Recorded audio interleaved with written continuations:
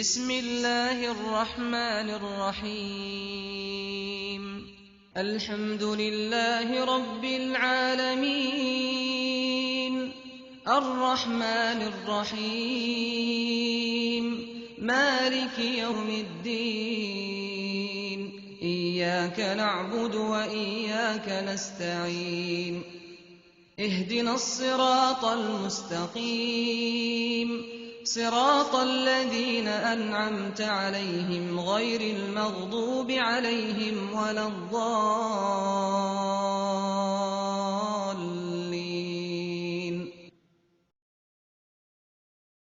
பிரச்சனை ஏற்கனவே எல்லா ஊர்களிலும் சென்று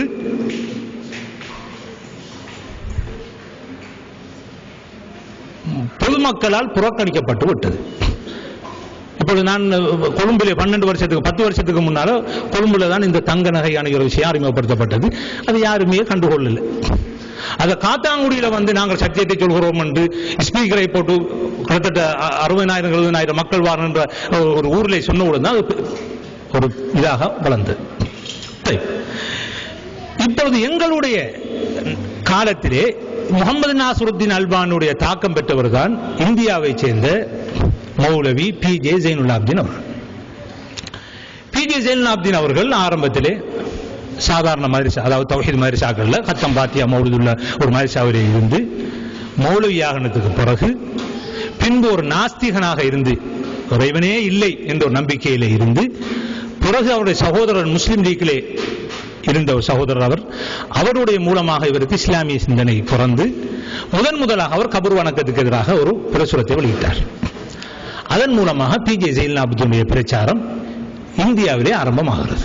உங்கள் எல்லோருக்கும் தெரியும், இந்தியாவை பற்றிய நாங்கள் தமிழ்நாட்டை பற்றி அறிவுள்ளவர்கள், அங்கே ஒரு ஜாஹிலியத்தான ஒரு மௌட்டிக கபர் வணங்குதல், கத்தம் பாத்தியா, இப்படி நிறைய சமூக சீரழிவுகள் நிறைந்த ஒரு நாடு.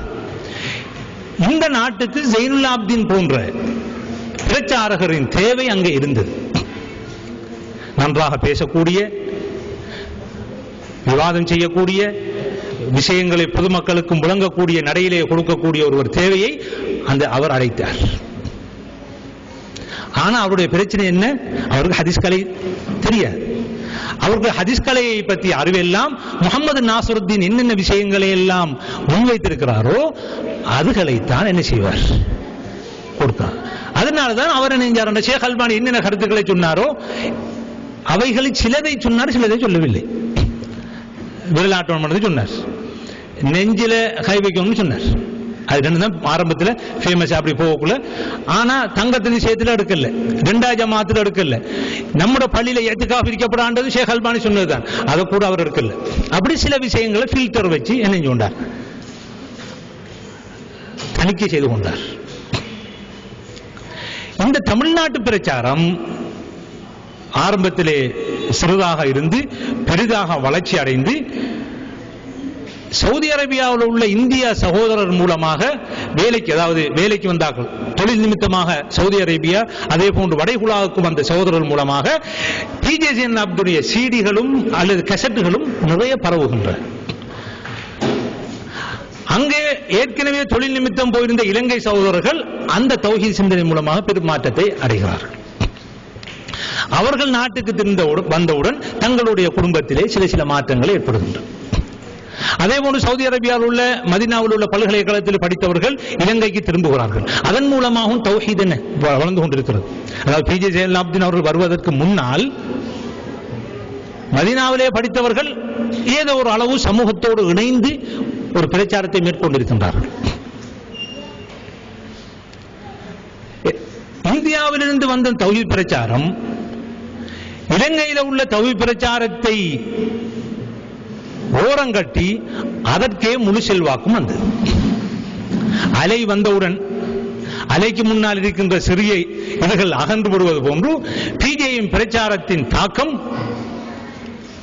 முழுமையாக ஆதிக்கம் செலுத்த ஆரம்பித்தது ஆரம்ப கட்டமாக. ஆனால் பி.ஜே. ஜைனுலாப்தீனுடைய கருத்து முரண்பாடு இருந்தாலும் இலங்கை நாட்டிலே உள்ள தௌஹீத்வாதிகள் எல்லோரும் அவரை வரவேற்கக்கூடியவர்களாகவும் அவர்களை அழைத்து பொது நிகழ்ச்சிகள் நடத்தக்கூடியவர்களாகவும் தான் இருந்தார்கள். ஆனால் பி.ஜே. ஜைனுலாப்தீனுக்கு பட்டது நாம் தனக்கென்று ஒரு குழுவினரை இலங்கையிலே உருவாக்க வேண்டும் என்று அவர் முடிவு செய்தார். அதை செய்து SLTG, அதாவது ஸ்ரீலங்கா தௌஹீத் ஜமாத் ஒன்றை கொழும்பிலே உருவாக்கி தௌஹீத் மட்டத்திலே ஒரு பெரிய ஒரு பாரிய பிளவை ஏற்படுத்தினார். இப்பொழுது தனி மனித வழிபாடு கூடாது என்று சொன்ன ஒருவர் தற்பொழுது தன்னை வழிபடுவதற்கு ஒரு குழுவை ஏற்படுத்துகிறார். குர்ஆன் சுன்னாவை பரப்புகிறோம் என்று இருந்தால் குர்ஆன் சுன்னாவை நாம் சொல்வதுதானே, தன்னை ஒரு தனி மனிதனை வழிபடக்கூடிய ஒரு கூட்டத்தை உருவாக்குவதற்கு முனைய தேவையில்லை.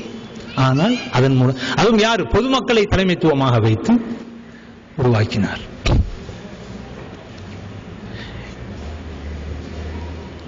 பின்பு இலங்கையிலே தௌஹீத் ஜமாத்திலிருந்து சில ஹவாரிஜ் போக்கு உள்ள ஹவாரிஜிகள் சிந்தனை உள்ள சில குழுக்கள் தௌஹீதில் இருந்து இலங்கையிலே உருவாகிறது. நன்றாக கவனித்துக் கொள்ள வேண்டும்.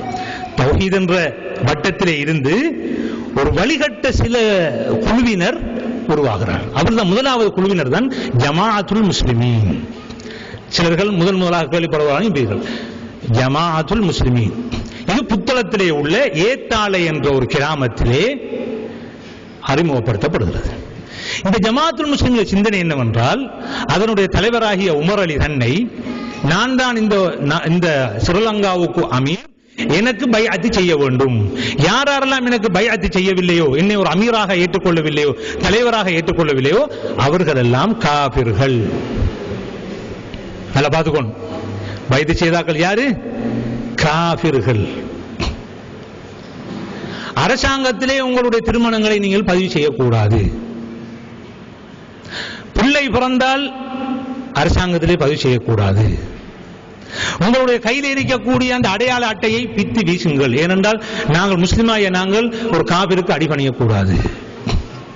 உங்களுடைய பாஸ்போர்ட் இருந்தால் அதை பிச்சு வீசி விடுங்கள் என்று ஒரு உயர்த்தாள் ஒதுக்குப்புறத்திலே ரசூலுல்லாஹ் காலத்தில் வீடு கட்டின மாதிரி என்னத்தால சாதாரண வீடுகளை கட்டி என்ன வாழ்க்கை நடத்த ஆரம்பிச்சாங்க. அந்நேரம் முஸ்லிம்கள் மன்னாரிலிருந்து யாழ்ப்பாணத்திலிருந்து திரட்டப்பட்டார்கள் புத்தளத்தில் வந்து குடியேறினாங்க. அப்ப அவங்களோட மனோநிலை இப்படியான சிந்தனை ஏற்றுக்கொள்ளக்கூடிய ஒரு நிலையில தான் என்ன பாதிக்கப்பட்ட நிலைமை இருக்கிறார்கள். அதுல சிலர்கள் இந்த சிந்தனையை நம்பினாங்க. அது ஆங்காங்கே கொஞ்சம் கொஞ்சமாக. இப்ப நீங்க யோசிப்பீங்க, காத்தாங்குடிக்கு அது வரலையாண்டு அப்படிங்க.